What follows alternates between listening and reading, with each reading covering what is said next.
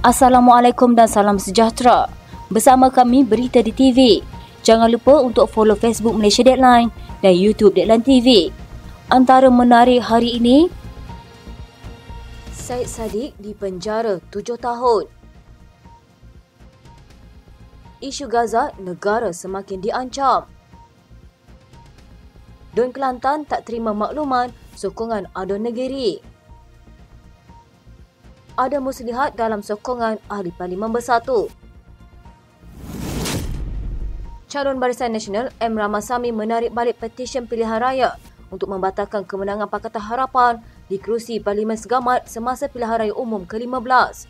Hakim Mahkamah Pilihan Raya Rohani Ismail membenarkan permohonan Ramasamy untuk menarik balik petisyen yang menamakan Ahli Parlimen Segamat R. Yunis Warren sebagai responden. Peguam Ramasamy Muhammad Syafiee Abdullah memberitahu bahawa anak guamnya menghentikan petisyen pilihan raya itu kerana kedua-dua Ramasamy dan Yunis Warren kini adalah sebahagian daripada kerajaan perpaduan. Katanya ini dilakukan untuk manfaat bersama kerana kedua-dua mereka, Ramasamy dan Yunis Warren, adalah sebahagian daripada kerajaan perpaduan. Peguam Yunis Warren, Lai Yilio, mengesahkan keputusan itu. Bekas Menteri Belia dan Sukan Syed Saddiq Syed Abdul Rahman dijatuhkan hukuman 7 tahun penjara, 2 sebatan dan denda 10 juta ringgit. Hukuman itu selepas Mahkamah Tinggi Kuala Lumpur menjatuhkan hukuman bersalah terhadap 4 pertuduhan pecah amanah jenayah, salah guna harta dan pengubahan wang haram membabitkan dana pemuda bersatu berjumlah 1.12 juta ringgit. Hakim Azhar Abdul Hamid bagaimanapun membenarkan permohonan pembelaan untuk menangguhkan hukuman sementara rayuan dibuat di Mahkamah Rayuan. Perbicaraan bermula 21 Jun 2022 dengan seramai 29 saksi pendakwaan dipanggil untuk memberi keterangan. Pada 14 Mac lalu, pihak pembelaan menutup kesnya selepas memanggil Syed Saddiq dan 3 lagi saksi, Ketua Penerangan Bersatu, Ulia Alkamah Husamuddin serta Muhammad Amsyar Aziz dan Siti Nurul Hidayah. Mama Amsyar dan Siti Nurul Hidayah adalah bekas pegawai khas dan Setiausaha Sulit Syed Saddiq. Antara saksi pendakwaan pula adalah ibu bapa Syed Saddiq, iaitu Sharifah Mahani Syed Abdul Aziz dan Syed Abdul Rahman Abdullah Assagoff, bekas pemandu bendahari armada Rafiq Hakim Razali serta 3 pegawai penyiasat SPRM, Nurul Hidayah Kamarudin, Syah Mezi Sulong dan Azbi Munib. Pasukan pendakwaan diwakili Timbalan Pendakwa Raya Wan Saharudin Wan Ladin dan Muhammad Afif Ali, manakala Peguam Gobi Singdiok mewakili Syed Saddiq. Pada 28 Oktober tahun lalu, Mahkamah mengarahkan Presiden muda itu untuk membela diri selepas pendakwaan berjaya membuktikan kes prima facie ke atasnya. Syed Saddiq didakwa bersubahat dengan Rafiq yang diamanahkan dengan dana armada berjumlah 1 juta ringgit untuk melakukan pecah amanah dengan menyalahgunakan dana itu. Ia didakwa dilakukan di CIMB Banks Berhad, Menara CIMB KL Center, Jalan Stesen Sentra 2 pada 6/2020. Untuk pertuduhan kedua, dia didakwa menyalahgunakan wang RM120,000 untuk diri sendiri daripada akaun Maybank Islami Berhad milik Armada Bumi Bersatu Enterprise dengan menyebabkan Rafiq melupuskan wang tersebut. Ia didakwa dilakukan di Malayan Banking Berhad, Jalan Pandan 3/6A, Taman Pandan Jaya antara 8 dan 21 April 2018. Pertuduhan dibuat di bawah Seksyen 403 Kanun Keseksaan yang membawa hukuman 5 tahun penjara, sebat dan denda jika sabit kesalahan. Syed Saddiq turut dihadapkan dengan 2 pertuduhan pengubahan wang haram, iaitu memindahkan wang masing-masing RM50,000 didakwa hasil daripada kegiatan haram dalam akaun Maybank Islami Berhad miliknya ke akaun Amanah Saham Bumi Putra miliknya. Ia didakwa dilakukan di sebuah bank di Jalan Pesisiran Perlik, Taman Perling, Johor Bahru pada 16 dan 19 Jun 2018. Pertuduhan dibuat mengikut Seksyen 4-1-B Akta Pencegahan Pengubahan Wang Haram, Pencegahan Pembiayaan Keganasan dan Hasil daripada Aktiviti Haram 2001 yang membawa hukuman 15 tahun penjara dan denda tidak kurang 5 kali ganda nilai terlibat jika sabit kesalahan. Ahli Parlimen Beruas berpendapat Siti Mastura Muhammad sudah memalukan para pengundinya di Kepala Batas apabila mendakwa bekas Setiausaha Agung DAP Lim Guang Eng merupakan saudara kepada Chimpeng. Menurut Ngeh Koham, disebabkan itu Ahli Parlimen PAS berkenaan wajar berundur kerana melakukan kesalahan yang sangat besar berhubung dakwaan tersebut. Katanya dia patut tahu apa yang perlu dilakukan. Sebagai Ahli Parlimen, dia dipilih rakyat. Kalau rakyat rasa dia tidak sesuai mewakili mereka di Kepala Batas, mungkin suara rakyat boleh disampaikan kepada dia. Dia juga memalukan pengundi di kawasan dia. Ini satu perkara yang amat besar, kesalahan yang amat besar. Gua M memberi tempoh 48 jam kepada Siti Mastura untuk membuktikan dakwaan yang dibuat kononnya ahli Parlimen Banggar itu mempunyai hubungan keluarga dengan Chin Peng serta Lee Kuan Yew. Mendiang Chin Peng merupakan bekas Setiausaha Agung Parti Komunis Melayu, manakala Kuan Yew bekas Perdana Menteri Singapura. Siti Mastura membuat dakwaan itu semasa terlibat dalam program PAS di Kemaman Terengganu dan rakaman video ucapan tersebut tular di media sosial. Turut dikaitkan dengan dakwaan itu ialah bapa Guan M, Lim Kit Siang.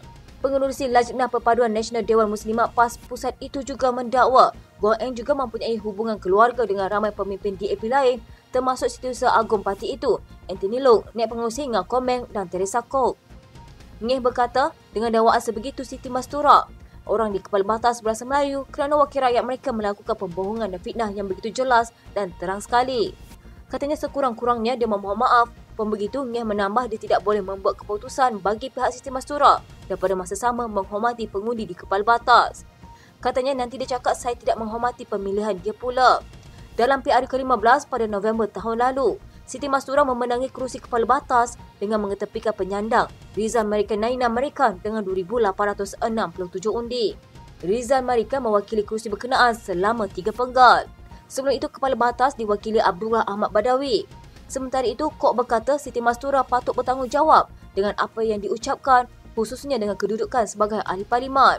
Sebarang dakwaan yang mengelirukan, kata Kok, akan mempengaruhi orang ramai. Apabila seorang ahli parlimen berucap atau memberi ceramah, kata ahli parlimen seperti itu lagi, orang ramai akan menganggapnya benar.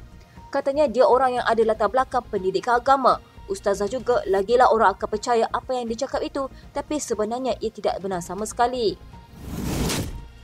Polis akan meningkatkan kawalan keselamatan di pintu masuk negara serta warga asing yang mungkin menjadi sasaran pihak tertentu dalam isu berkaitan konflik Israel-Palestin, kata Timbalan Ketua Polis Negara, Datuk Seri Ayub Han Maidin.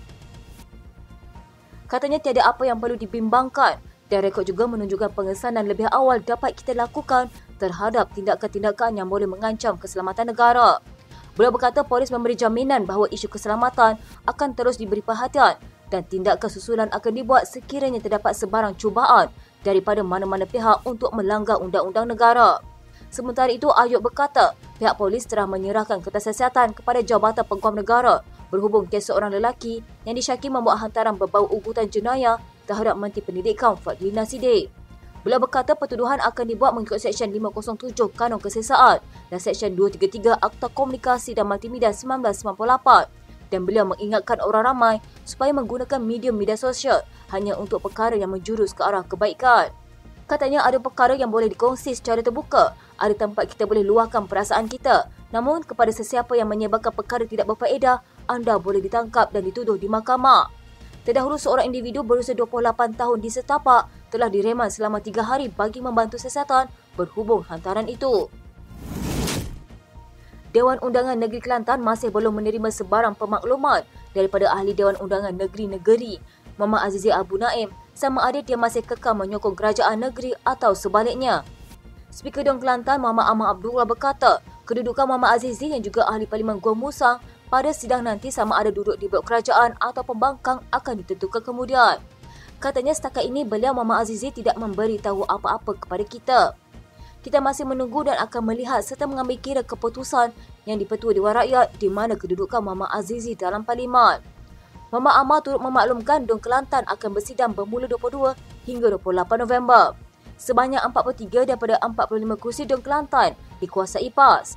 Selain Negeri, 2 lagi kerusi pembangkang dalam Dewan Kelantan ialah Muhammad Syahbuddin Hashim dari BN dari Barisan Nasional Galas dan Dr. Hafizah Mustaqim dari Pakatan Harapan Kota Lama.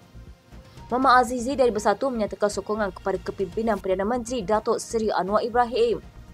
Sementara itu, Muhammad Syahbuddin berkata dia tidak mempunyai masalah untuk bekerja dengan sesiapa sahaja termasuk Muhammad Azizi, namun akan melihat terlebih dahulu pendirian Ketua Bersatu Gua Musang itu.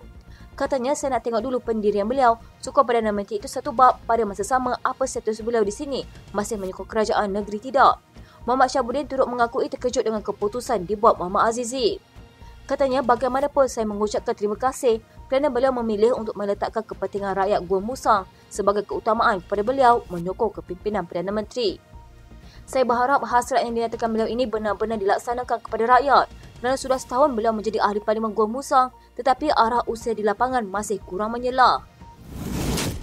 Kira-kira seminggu selepas mengisytiharkan sokongan kepada Perdana Menteri, Ahli Parlimen Labuan dari Bersatu, Suhaili Abdul Rahman mendapat peruntukan Kerajaan Persekutuan. Menerusi catatan di Facebook, Suhaili berkata dia hadir ke pejabat Unit Penyelarasan dan Pelaksanaan Wilayah Persekutuan untuk menguruskan peruntukan itu. Menurutnya, peruntukan itu akan disalurkan terus ke pusat khidmatnya tidak lama lagi. Katanya, pagi 7 November 2023, saya ke pejabat ICU wilayah menguruskan soal peruntukan Ahli Parlimen yang akan disalurkan ke akaun Pusat Khidmat Rakyat Ahli Parlimen Labuan dalam tempoh terdekat. Terima kasih sekali lagi Yang Amat Berhormat Datuk Seri Anwar Ibrahim, Perdana Menteri Malaysia, kerana berpegang teguh pada janji beliau.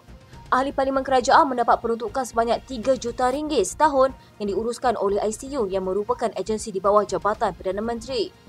Pada 30 Oktober lalu, Suhaili mengisytiharkan sokongan kepada Anwar walaupun Bersatu kekal bersama pembangkang.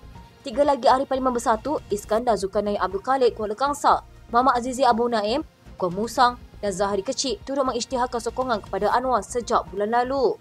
Untuk rekod, Pakatan Harapan dalam manifesto pilihan rayanya berjanji memberikan peruntukan sama rata antara Ahli Parlimen Kerajaan dan pembangkang.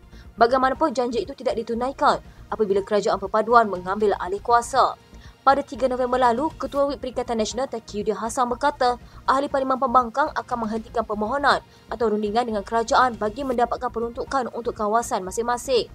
Taqiyuddin berkata ia selepas 2 kali pertemuan dengan Timbalan Perdana Menteri Fadilah Yusof bagi membincangkan isu itu masih tiada jalan penyelesaian.